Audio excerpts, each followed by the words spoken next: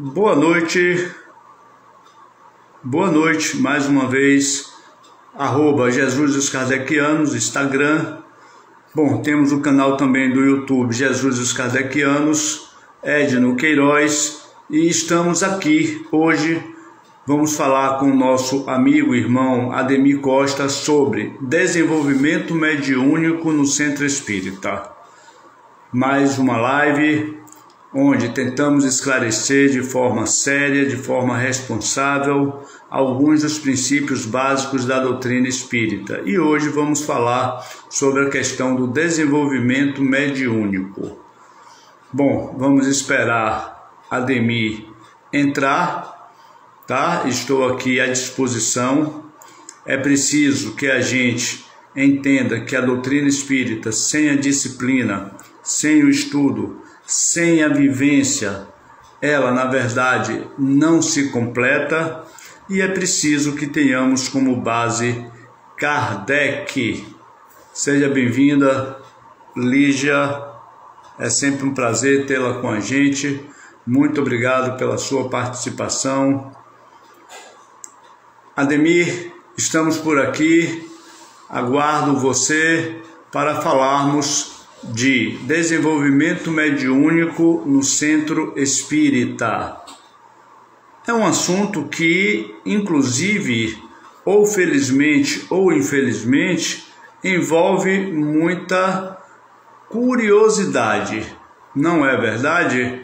Bom, enfim, vamos lá? Ademir já está.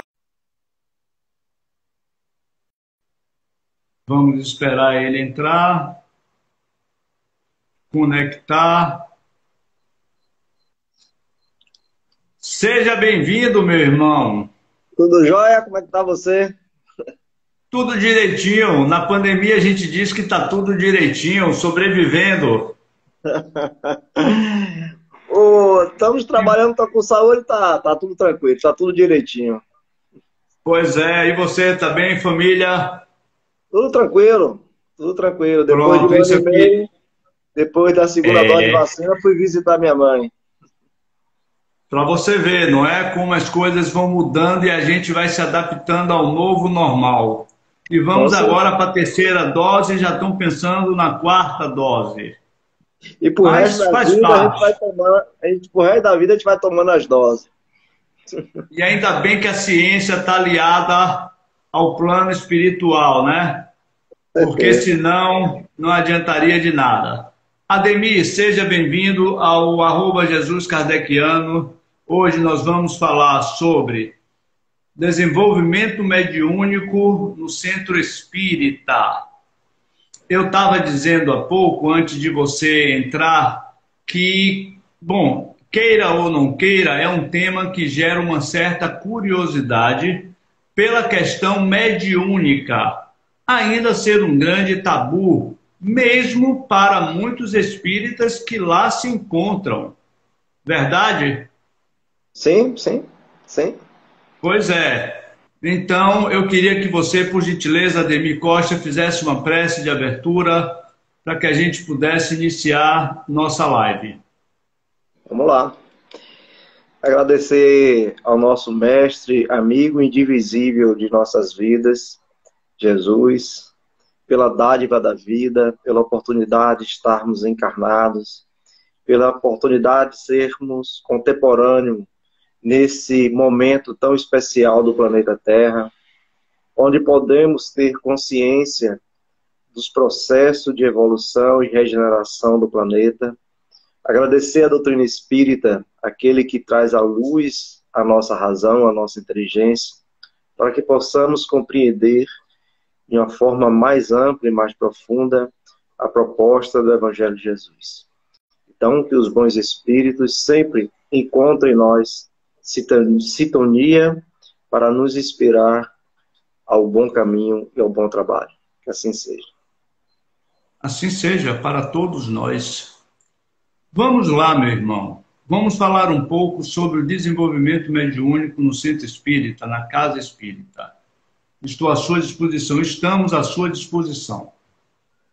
Vamos lá. Edno, Eu acho assim, a doutrina espírita, ela é extraordinária, ela é maravilhosa. Eu sempre falo isso aqui no Centro Espírita Casa Paz, o problema da doutrina espírita são os espíritas, né? Porque somos ainda espírito em processo de construção, em processo de entendimento, ainda somos, todos nós, ainda, eu me incluo nesse meio, dominado pelo ego, o ego infantil, né? Temos vários tipos de complexos psicológicos, vários traumas que a gente não se resolveu. E quando a gente está todos juntos, isso aparece. Aparecem as virtudes e aparecem também os vícios, os defeitos de cada um de nós. Então, o centro espírita, ele busca, né, esse estudo, esse entendimento da doutrina espírita, do Evangelho de Jesus, né, traz as práticas e os exercícios.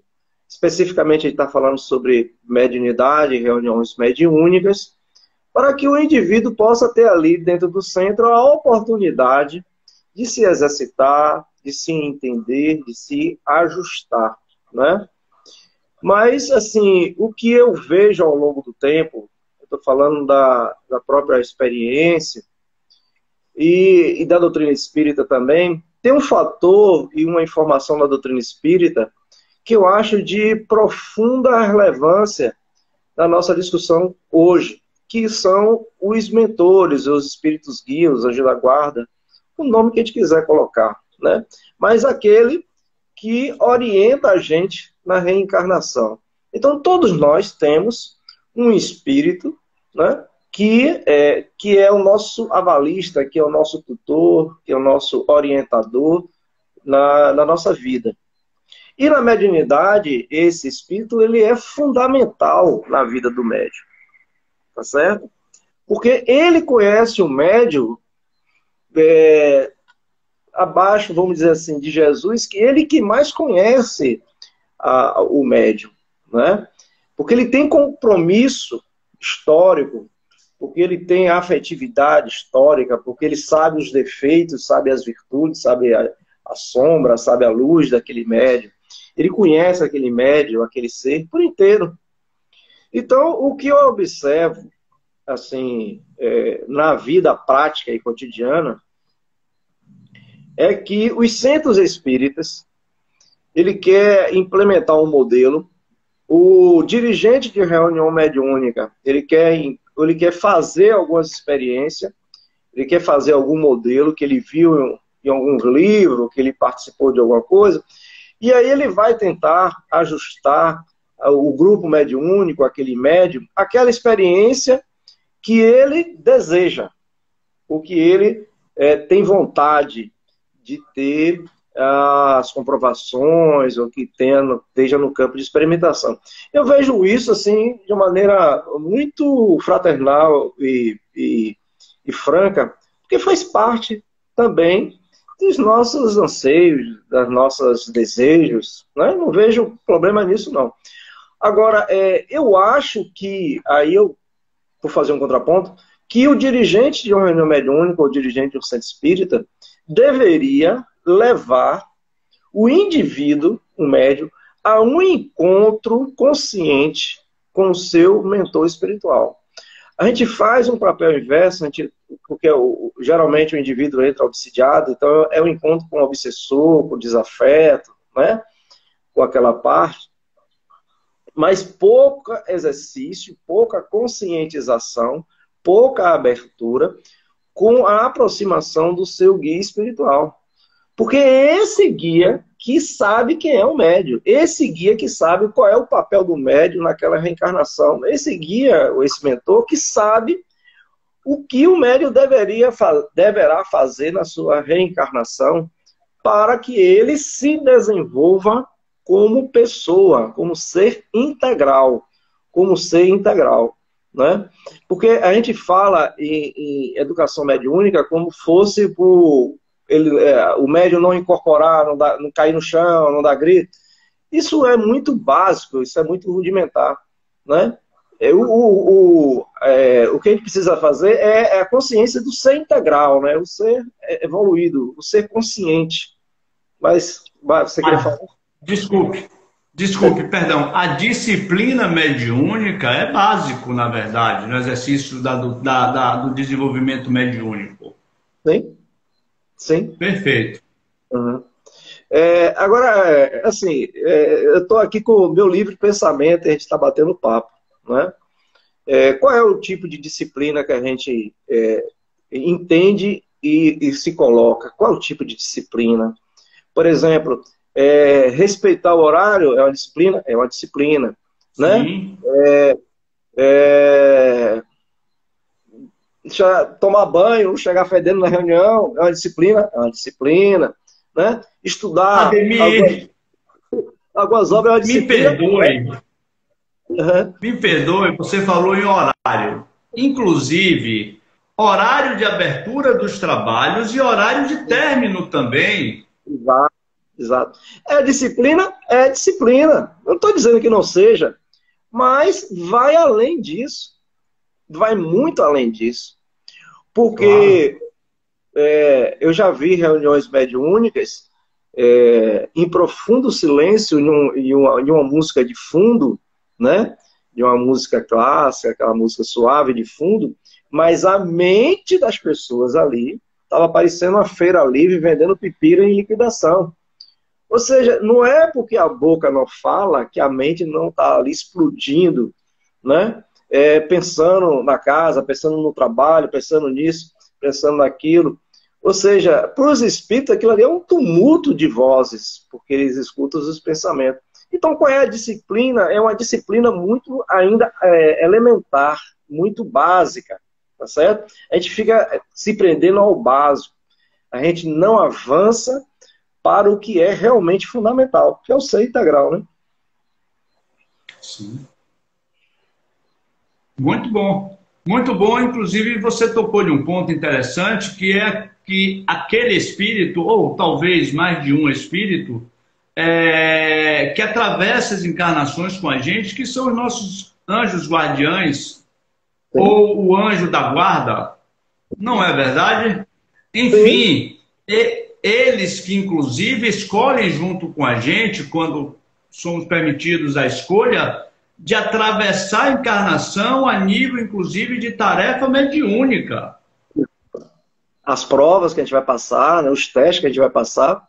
Claro, e que pouco é o centro, ou que poucos são os centros que fazem esse tipo de observação ou de exercício.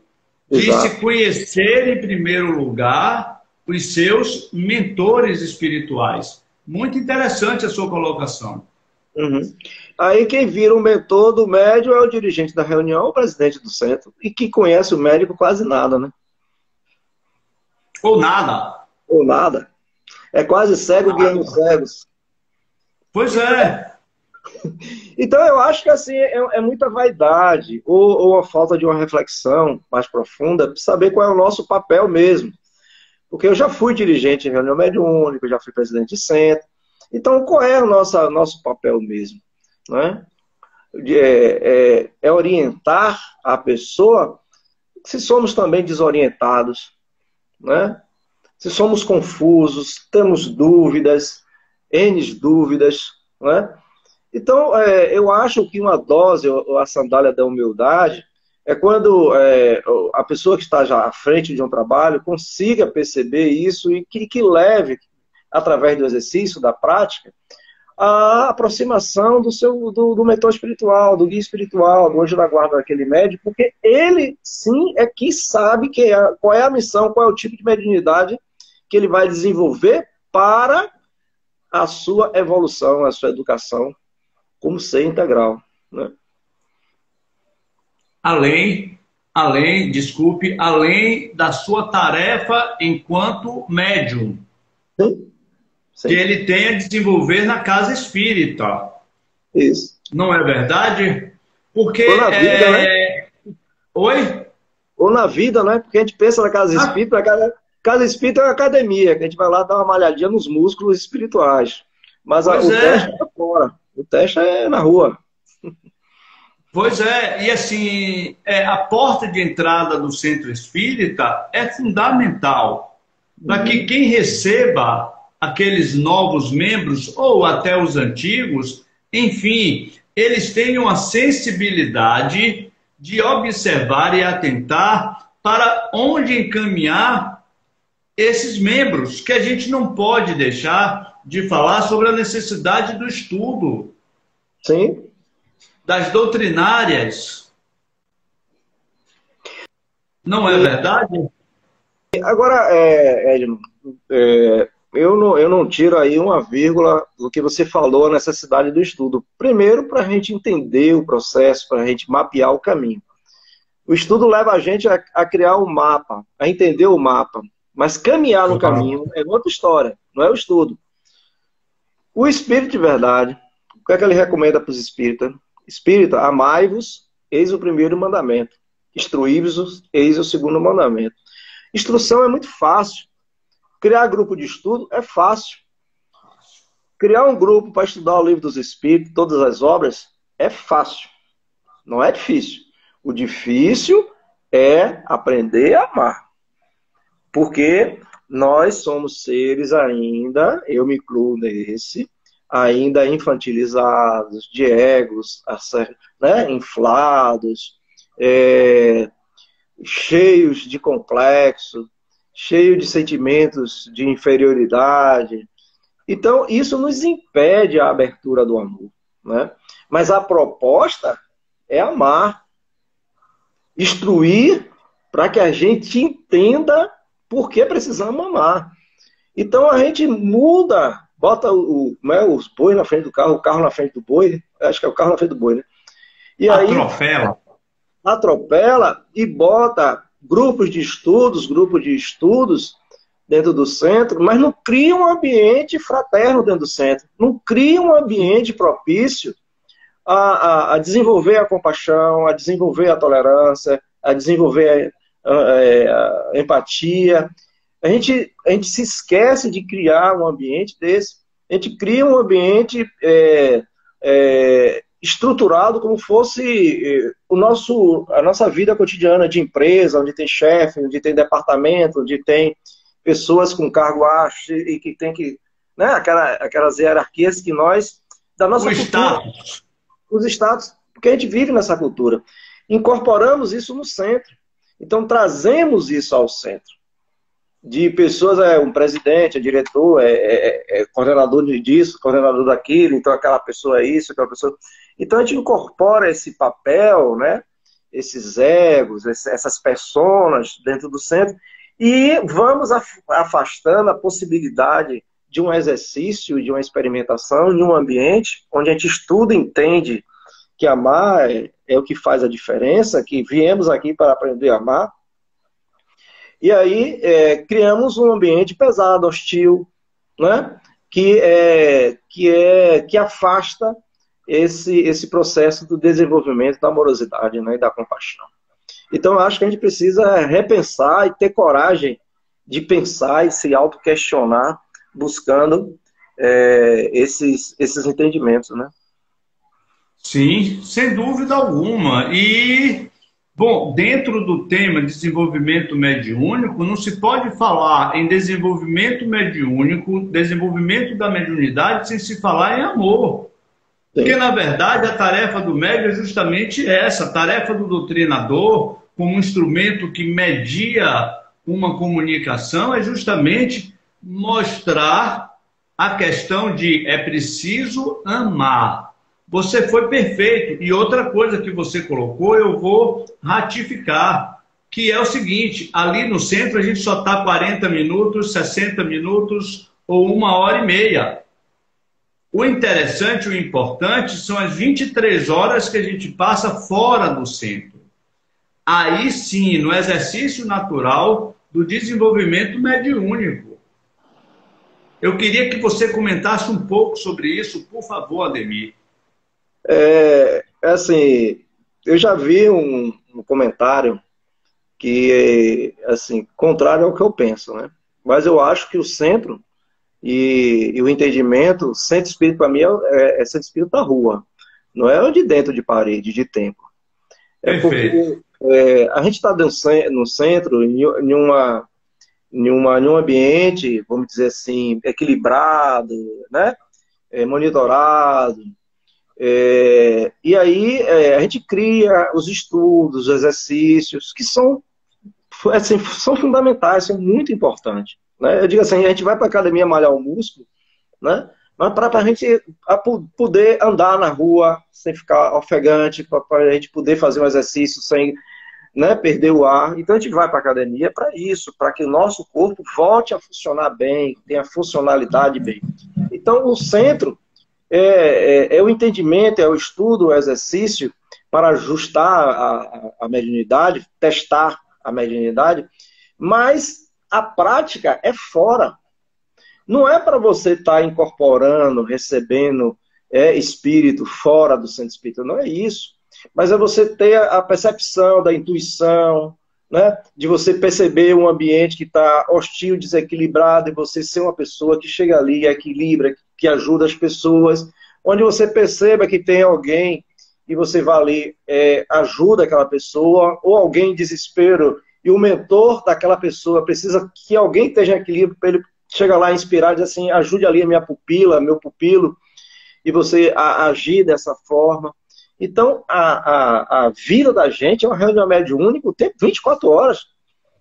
O ambiente de trabalho é uma reunião mediúnica 24 horas, onde a gente tem obsessores, pessoas boas, pessoas ruins, espíritos perversos, espíritos generosos no ambiente de trabalho, na família, idem, né, nas relações sociais. Então, a gente vive numa reunião mediúnica o tempo todo. E a gente precisa ter essa percepção, né?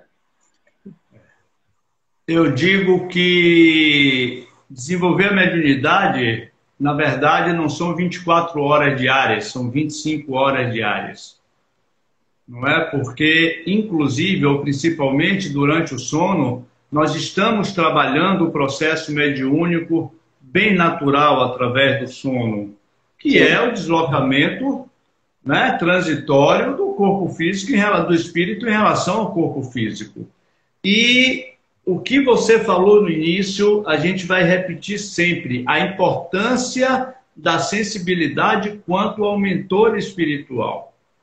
Conhecer o mentor espiritual. Mediunicamente falando, Ademir, a experiência de sentir a aproximação do mentor espiritual, do espírito que mais se afina, inclusive, como você está dizendo, caracteristicamente em determinados ou determinadas necessidades quanto aos socorros espirituais. Sim. E não se prende ao centro espírita. Nada. Você espírita é uma fração do tempo da gente que a gente dedica ao centro. É uma fração muito pequena. A reunião mediúnica verdadeira é que está fora. Bem, como eu acho que você está sugerindo agora para a gente falar um pouco sobre os mentores e como percebê-los, né? Sim, fique à vontade. Porque assim, é a gente conversar, bater um papo, mas quem comanda é você. Não, é você que é o chefe. Vamos lá, vamos bater papo. Nada, eu não mando nem em casa. Então, vamos ter alguém. O que eu percebo da minha mentora, né? Por exemplo, eu sei que eu sou uma pessoa perturbada, eu sou uma pessoa que tem picos de ansiedade, que eu tenho alguns momentos de estresse, a mente não para, aquela agitação toda. Então, tem momentos que eu estou calmo, centrado, né?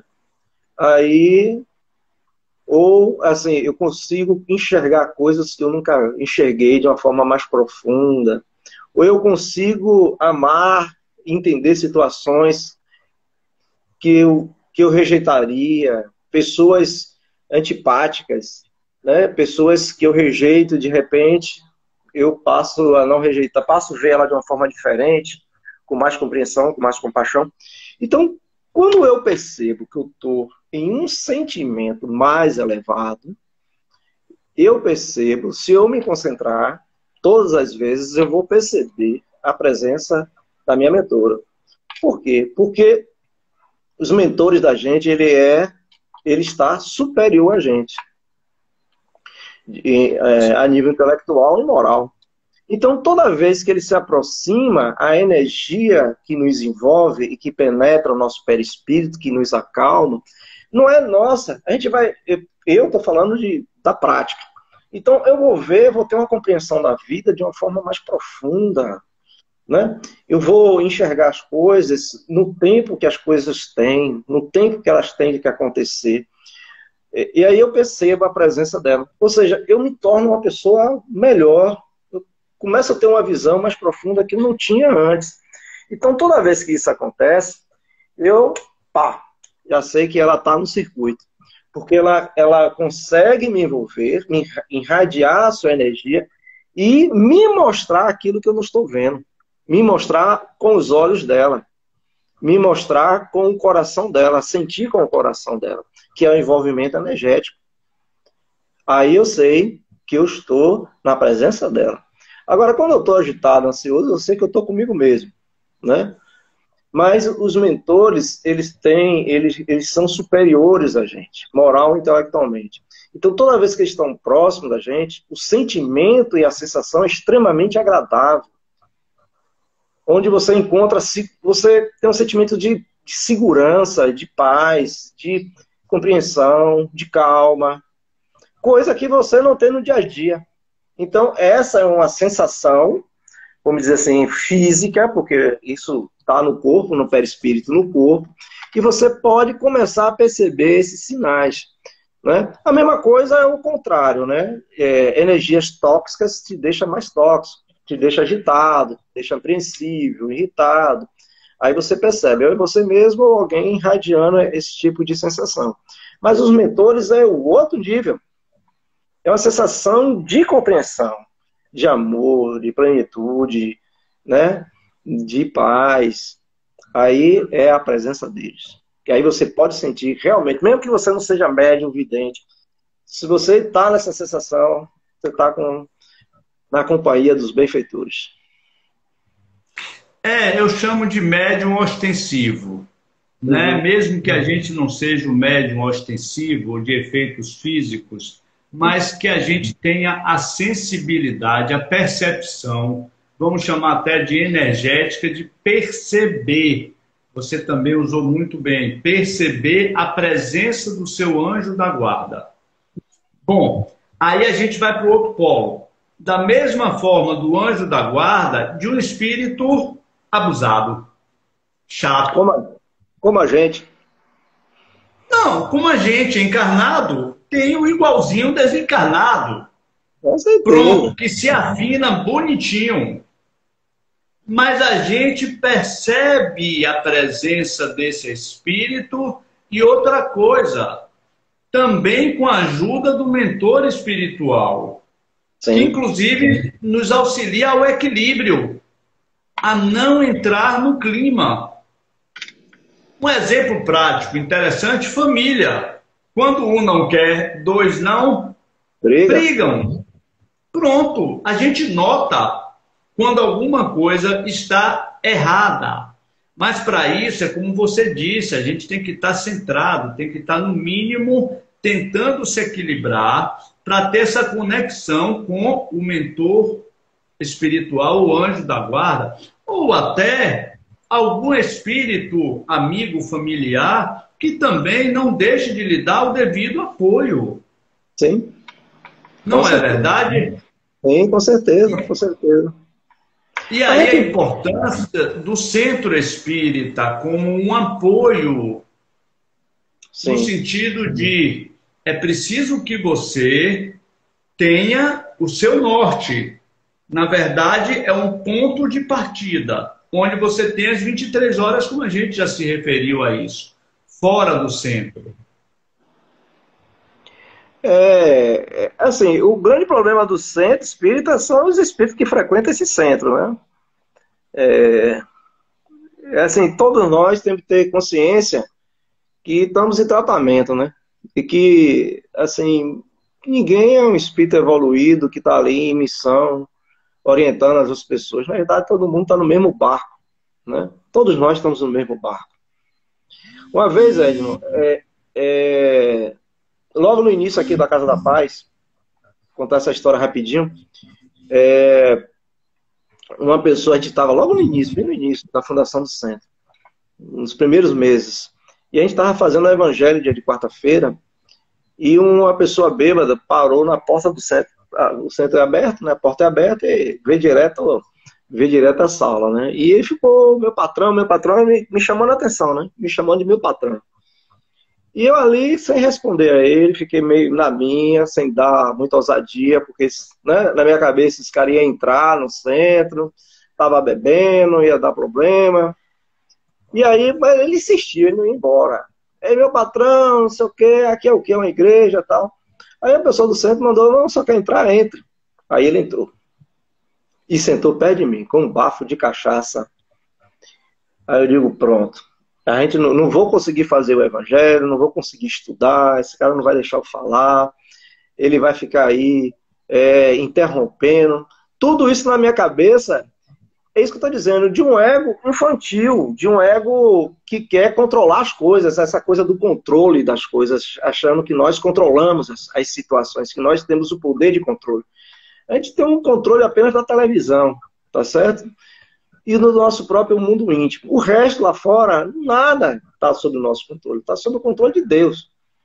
E aí eu fiquei nessa, né, me parei de prestar atenção no evangelho para prestar atenção no homem, do bêbado. E Maria Tereza, que é a nossa mentora, entrou numa casa, no centro, ela chegou para mim e disse, o que foi, meu filho? Eu disse, ó, Maria Tereza, veja que situação. A gente está aqui no evangelho, e a pessoa tal mandou esse homem entrar aqui, desse estado, bêbado, que não vai deixar a gente fazer o evangelho. Aí ela chegou e perguntou para mim, a casa é sua ou a casa é de Deus? Aí eu caiu a ficha. Aí, a casa é de Deus, meu irmão. Então, se a casa é de Deus, você vai negar que os seus filhos adentrem a casa dele? Eu digo, não.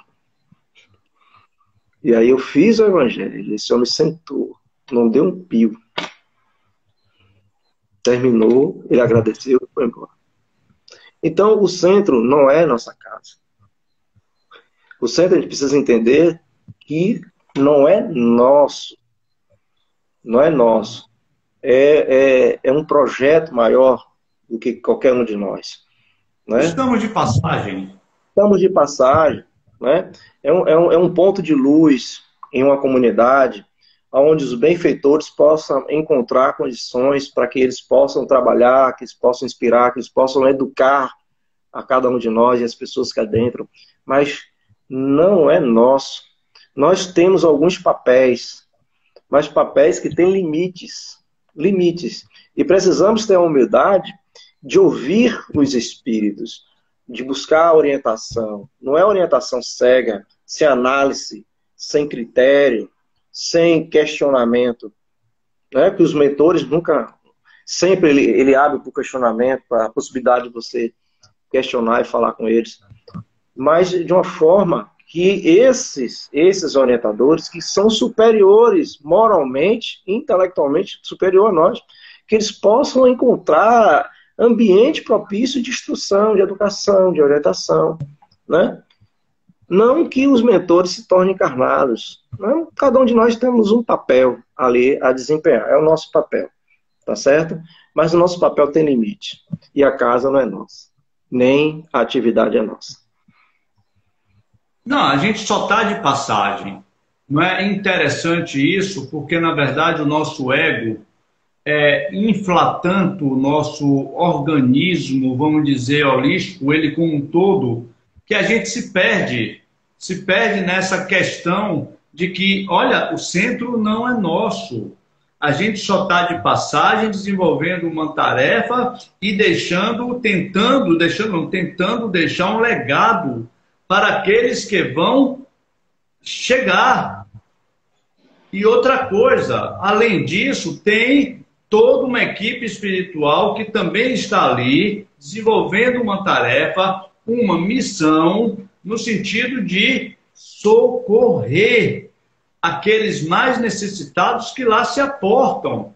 Porque quando um bêbado entra em uma casa espírita, quem somos nós para termos uma ideia de como ele está acompanhado, ou de quem, de como não, de quem ou de quantos ele está acompanhado e por que ele foi para ali?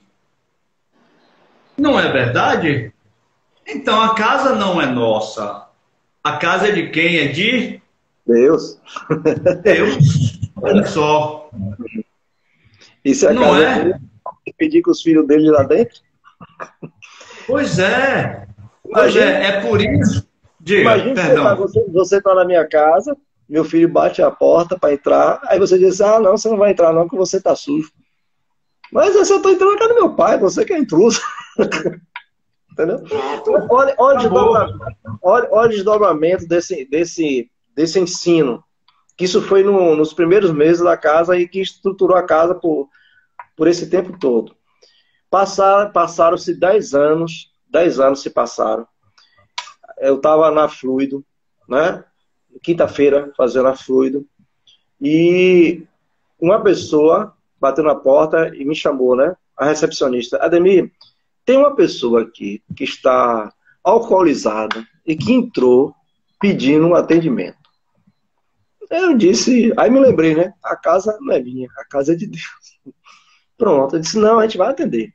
Se ele entrou na casa, a gente vai atender. Mesmo alcoolizado, a gente vai atender. Porque tem gente que não atende. Mas diga assim, a casa não é minha, a casa é de Deus, se entrou, a gente atende. Aí atendeu, esse cara entrou. Quando ele entrou na câmara de passe, eu vi Maria Tereza acompanhando ele. E aí ele foi para a maca, recebeu o passe, chorou, levantou, aí chegou para a pessoa que estava dando passe nele, para a passista, e disse assim, muito obrigado por ter me atendido. Porque eu hoje ia matar uma pessoa. Eu vi essa porta aberta e resolvi adentrar. Muito obrigado pelo seu atendimento. E aí, nesse inteirinho, a recepcionista baixa na porta de novo. Aí, o que foi, menina? Ô, Demir, esse homem que entrou aí para tomar passe, ele tirou um revólver da cintura e me deu para eu guardar. O que é que eu faço? Eu digo, devolvo o revólver a ele, que não é seu e não é meu. E aí ele pegou a arma dele, foi embora. E nesse momento que ele disse que estava transtornado, que estava procurando a pessoa para matar, ele viu a porta aberta e entrou. Quer dizer, se a gente tem um conceito fechado, um conceito de disciplina, que uma pessoa bíblica não pode entrar. Aí a gente toca na questão da disciplina, né? Que disciplina é essa? Não pode entrar. E de repente a gente atendeu uma pessoa que estava próximo, muito próximo de cometer um homicídio, né? Então a casa não é nossa, nunca foi nossa. O que é nosso são os nossos problemas, que precisamos dar conta e resolver, tá certo? Então, são essas coisas, dentro de um ambiente espírita, de uma casa espírita, dentro de uma reunião mediúnica, que os médiuns precisam estar, no meu ponto de vista, muito atentos, o dirigente calçando a sandália da humildade, sendo o servidor daquele médium, ajudando aquele médium a alcançar o seu equilíbrio, aquele busque que realmente pode orientar aquele médium, que é o seu anjo da guarda, que é o seu mentor espiritual, ele que é o guardião, ele que é o responsável pelaquela pessoa, pelo aquele indivíduo. Eu acho que isso faz a gente errar menos, né? E talvez cumprir um pouco do nosso papel. E a disciplina chama o bom senso também. Sim. Né? Então, a disciplina estanque, ela perde o seu bom senso. Uhum. É preciso a ponderação no sentido de o que é que eu estou fazendo aqui, por quê, para quê e como resolver. É o que você contou a nível dos casos dos alcoolizados. Uhum. Enfim, se você não tem o consenso e se você não tem uma estrutura mediúnica que lhe dê um suporte de dizer de quem é a casa, de lhe perguntar, você se perde no espaço. E aí perde a oportunidade de servir.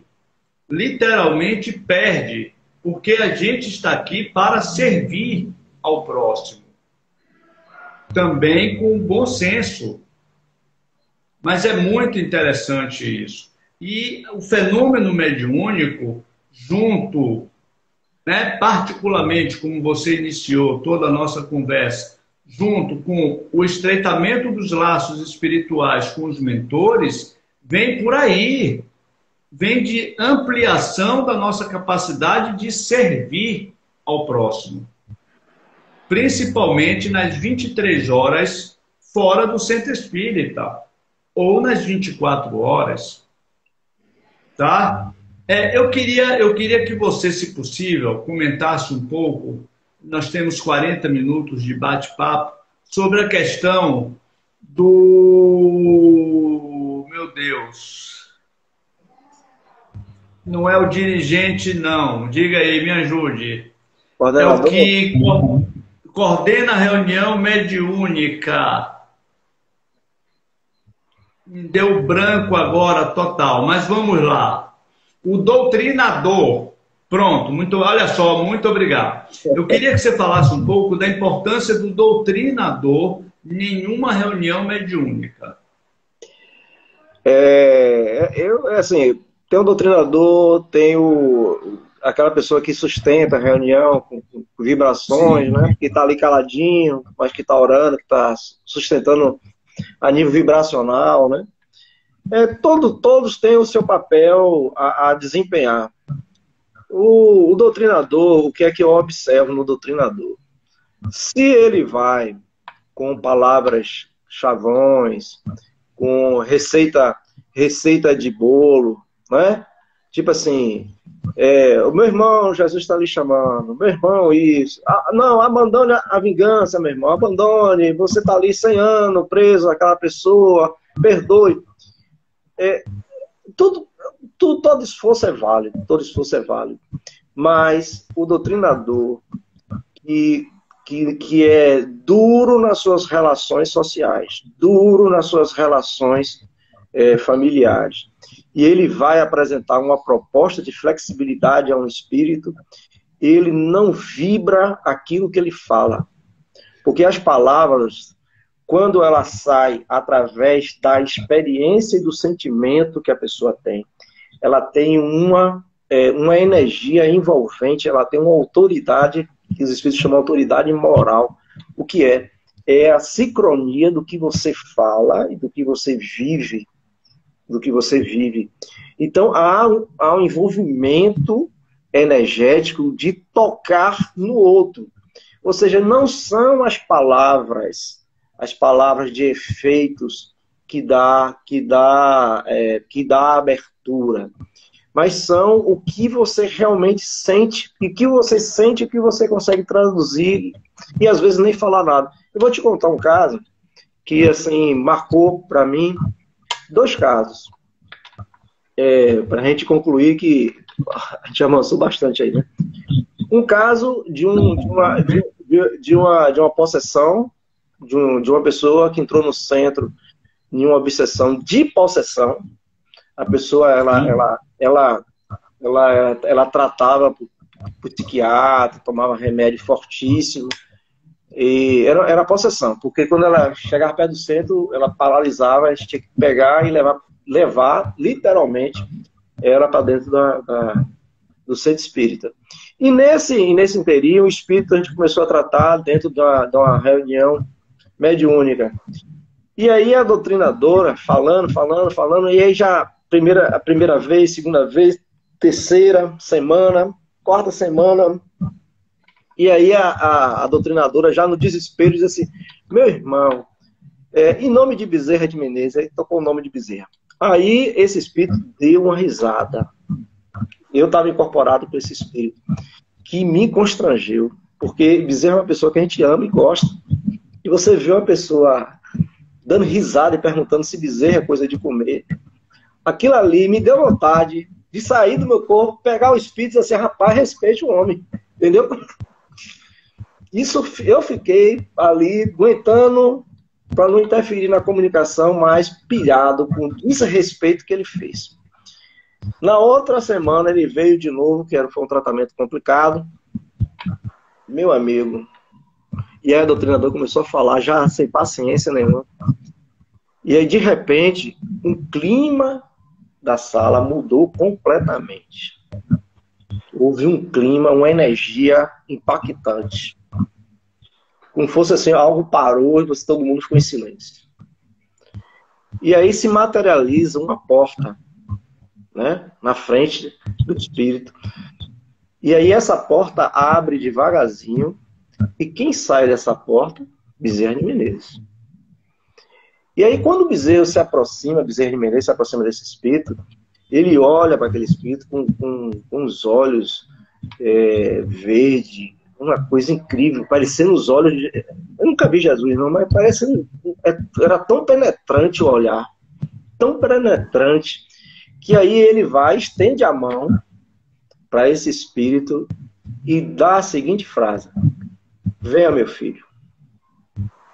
E esse espírito desmorona de joelho e começa a chorar, soluçando sem parar, e chorando, chorando, chorando e pedindo perdão. Qual foi a frase? Venha, meu filho. Só isso. Mas esse venha, meu filho, saiu de alguém que realmente tinha um sentimento de compaixão pelaquela pessoa. Então não precisa muita coisa. É o sentimento aliado ao que você vibra. Né? E o outro caso, né, foi uma doutrinação complexa também, dentro da região mediúnica, a doutrinadora já perdendo a paciência, e o espírito muito sarcástico, fazendo piada de tudo, brincando. Tirando a paciência da pessoa. Aí entra Maria Tereza e como fosse, como é que chama? Gamela não, aquele negócio assim, uma vasilha, certo? Com água. Certo.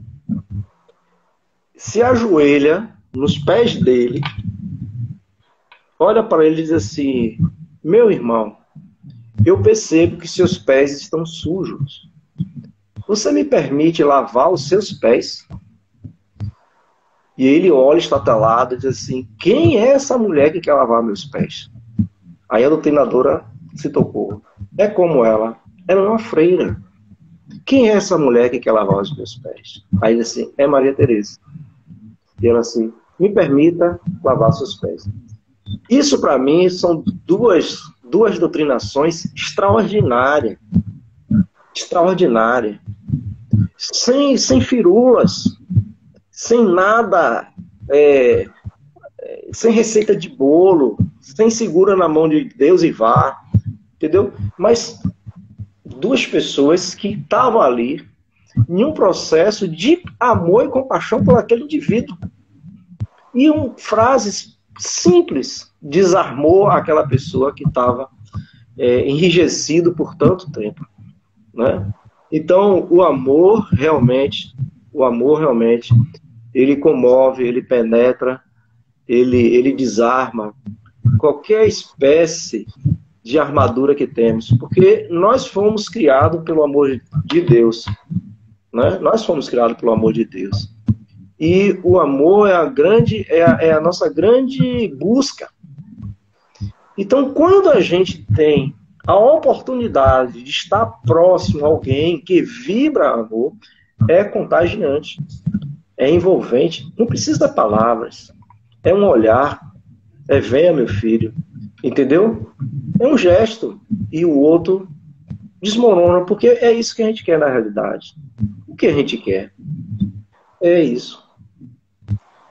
E, na verdade, Ademir, o fenômeno mediúnico é o amor. Isso. A vida é o amor. Não é? Assim, a vida é o amor. Mas eu vou voltar para a questão mediúnica, pelo tema em si e vamos dizer, pela nossa vivência. Você com a sua, eu com a minha, desde 1986, 87, onde entrei no Centro Espírita não pela dor, nem pela curiosidade, mas por um convite, e na primeira reunião se manifestou uma entidade paraplégica. A partir daí, estudo, disciplina, disciplina e desenvolvimento mediúnico. Apesar de que eu falo muito pouco sobre isso. Mas, mediunidade, como diz André Luiz nas suas obras, é amor. É amor. E a gente tem essa oportunidade de tê-la nas nossas mãos, entre aspas, e perdemos prorrogando a nossa tarefa por não sei quantas mais encarnações. É um negócio assim incrível. Mas como nós deixamos escorrer pelos dedos, pelas mãos, a nossa capacidade de servir e de forma bem simples, como você falou. Intuitivamente, no dia a dia, fraternalmente, no dia a dia, exercitando a sua tarefa familiar no dia a dia, enfim, nas suas atividades na casa espírita, onde devemos ter consciência de que não é nossa a casa espírita. Não é verdade? Sim. Então, assim, são 51 minutos de bate-papo. Já fica o convite para o próximo, tá? Já fica o convite para o próximo. Eu quero deixar você tranquilo, inclusive o tema você escolhe, ou a gente daria continuidade a esse, mas enfim, eu gostaria de suas considerações finais, por gentileza, em relação ao contexto mediúnico em si e aqueles que desejam entender melhor o processo mediúnico na nossa encarnação ou reencarnação, ou na nossa passagem enquanto espíritos encarnados. Pronto. Primeiro, agradecer o convite, né? A gente bateu um papo aqui muito agradável, muito instrutivo, né? Aprendi algumas coisas com você. Né? Eu adoro falar sobre a doutrina espírita, eu amo a doutrina espírita, né? Então, adoro falar sobre ela. Dizer para as pessoas que mediunidade é simples e complexa. É simples porque através do amor você encontra a sua paz, seu equilíbrio. Então é simples, o caminho, a receita que Jesus já deu há 2000 anos atrás, né? É complexa porque nós somos seres complexos. Nós somos seres complexos. Nós somos seres, nós somos desconhecidos para nós mesmos. Então nós somos seres complexos. Então, se você é uma pessoa desajustada, se você é uma pessoa perturbada, então sua mediunidade é perturbada e desajustada, porque a mediunidade é você. É você. A mediunidade não é um dedo, não é uma unha, é você. Tá certo? Vivemos em um mundo paralelo, em um mundo onde seres, pessoas como nós, que vamos desencarnar lá na frente, que vivem entre nós, que tem frequências vibratórias diferentes e que faz essas conexões, essas interferências com a gente. Então, Allan Kardec colocou o nome de médium, meio, mas isso é um fenômeno que tem desde que o homem existe no planeta Terra. Então, se você é uma pessoa equilibrada, se você é uma pessoa que busca o seu autocontrole, se você é uma pessoa que está buscando ali o seu ajuste, a sua consciência tranquila, sendo justo nas suas relações, então a sua mediunidade vai ser a mesma coisa. É a mesma coisa, tá certo? O sofrimento da mediunidade, o desajuste da mediunidade, na realidade, é um reflexo de você mesmo, é um reflexo do seu mundo íntimo, né? Então, quando você está em equilíbrio, está na busca, né, fazendo o bem, agindo no bem, tomando consciência da vida, a mediunidade vai no mesmo caminho, O Centro Espírita é a nossa academia, onde a gente vai malhar os músculos da alma, a academia puxa ferro para ficar fortinho no centro espírita. A gente vai malhar a alma, o espírito, estudar, aprender, entender por que a gente precisa fazer, mas a grande missão é fora, é na rua, né? É no convívio do dia a dia. Se Deus te deu a mediunidade, ele sabe por quê, né? Dando uma dica para você, muitas das vezes você decaiu, você meteu o pé na jaca nas últimas existências, e uma das desculpas sua foi: mas eu não sabia que a imortalidade da alma, porque a criação que eu tive, a fé, a cultura religiosa que eu tive não me ensinou isso. Então a gente é especialista em desculpa. Então Deus diz assim: olha, eu vou te botar a mediunidade, porque aí você vai ver com os espíritos batendo na porta do seu juízo, e você vai perceber que a imortalidade, ela é real, para que você esteja atento e saiba que você está aqui apenas de passagem, e que o mundo real é um mundo espiritual. Então a mediunidade, ela é uma bênção, é uma oportunidade. Se você é um médium ostensivo, tenha certeza que aquilo ali, que essa faculdade é um fim muito providencial na sua vida. Utilize isso de uma forma que você possa crescer, que você possa aprender, que você possa ajudar, que você possa crescer como ser humano, tá certo? É isso aí, meu amigo. Desculpe por ter me alongado. Gratidão sempre a todos, inclusive os presentes. Vai ficar gravado no Instagram, @JesusOsKardecianos, e também no nosso canal do YouTube, Jesus os Kardecianos. Tá? Fica o convite, Ademir, aberto para quando você quiser retornar. Vamos ver em novembro. E aí você escolhe o tema e a gente troca de novo. É o aprendizado que é importantíssimo. Muito obrigado, e por gentileza, faz a sua prece de encerramento, meu irmão. Eu fiz a abertura, você vai fazer a fechadura. Não, você abre e você fecha. Eu abro e fecho? É o convidado. Vamos lá, então. Amigo Jesus, Tu nos conheces desde quando nós pisamos nesse planeta. Desde quando nós adentramos esse planeta. Tu és o fiel pastor, o jardineiro fiel de Deus.